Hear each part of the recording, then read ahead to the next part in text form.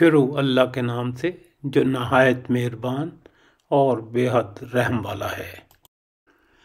ہم تو ہدایت کی بات سنتے ہی اس پر ایمان لا چکے، اور جو بھی اپنے رب پر ایمان لائے گا اسے نہ کسی نقصان کا اندیشہ ہے نہ ظلم و ستم کا۔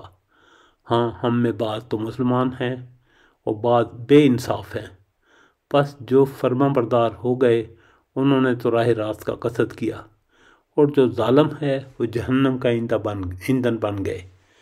اور اے نبی صلی اللہ علیہ وسلم، یہ بھی کہہ دو کہ اگر لوگ راہ راست پر سیدھے رہتے تو یقیناً ہم انہیں بہت وافر پانی پلاتے تاکہ ہم اس میں انہیں آزما لیں، اور جو شخص اپنے پروردگار کے ذکر سے منہ پھیر لے گا تو اللہ تعالیٰ اسے سخت عذاب میں مبتلا کر دے گا۔ اور یہ کہ مسجدیں صرف اللہ ہی کے لیے خاص ہیں، بس اللہ تعالیٰ کے ساتھ کسی اور کو نہ پکارو۔ اور جب اللہ کا بندہ اس کی عبادت کے لیے کھڑا ہوا تو قریب تھا کہ وہ بھیڑ کی بھیڑ بن کر اس پر پل پڑے۔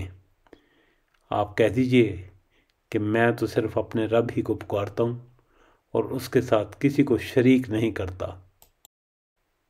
کہو، میں تم لوگوں کے لیے نہ کسی نقصان کا اختیار رکھتا ہوں نہ کسی بھلائی کا۔ کہو، مجھے اللہ کی گرفت سے کوئی نہیں بچا سکتا، اور نہ میں اس کے دامن کے سوا کوئی جائے پناہ پا سکتا ہوں۔ میرا کام اس کے سوا کچھ نہیں ہے کہ اللہ کی بات اور اس کے پیغامات پہنچا دوں۔ اب جو بھی اللہ اور اس کے رسول کی بات نہ مانے گا اس کے لیے جہنم کی آگ ہے، اور ایسے لوگ اس میں ہمیشہ رہیں گے۔ یہ لوگ بعد نہ آئیں گے یہاں تک کہ جب اس چیز کو دیکھ لیں جس کا ان سے وعدہ کیا جا رہا ہے، تو انہیں معلوم ہو جائے گا کہ کس کے مددگار کمزور ہیں اور کس کا جتھا تعداد میں کم ہے۔ کہو، میں نہیں جانتا کہ جس چیز کا وعدہ تم سے کیا جا رہا ہے وہ قریب ہے یا میرا رب اس کے لیے کوئی لمبی مدت مقرر فرماتا ہے۔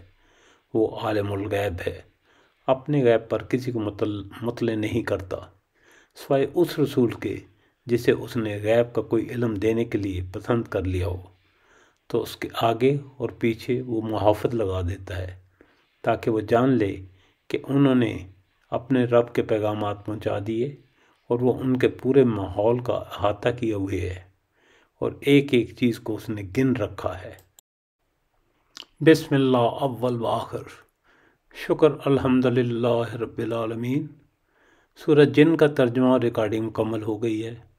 اللہ تعالی ہماری کوششیں قبول فرمائے، آمین۔ ہمیں اپنی دعاؤں میں یاد رکھیے گا۔ شکریہ، والسلام۔